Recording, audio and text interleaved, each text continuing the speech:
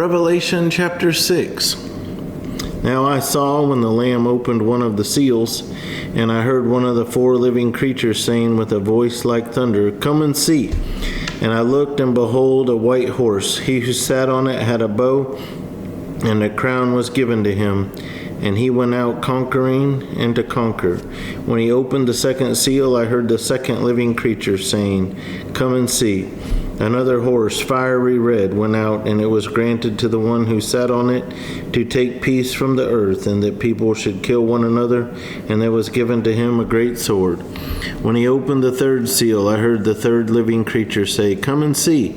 So I looked, and behold, a black horse, and he who sat on it had a pair of scales in his hand. And I heard a voice in the midst of the four living creatures saying, "A quart of wheat for a denarius, and 3 quarts of barley for a denarius, and do not harm the oil and the wine." When he opened the fourth seal, I heard the voice of the fourth living creature saying, "Come and see."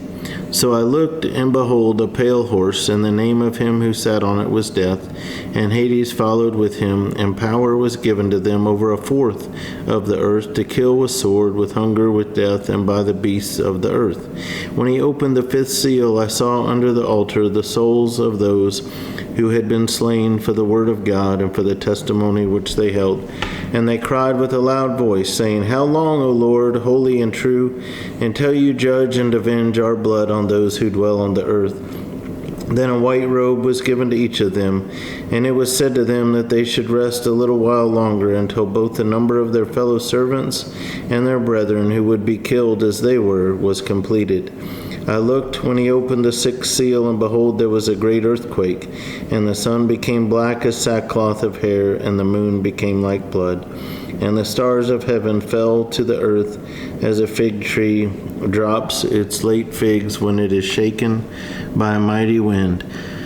Then the sky receded as a scroll when it is rolled up, and every mountain and island was moved out of its place.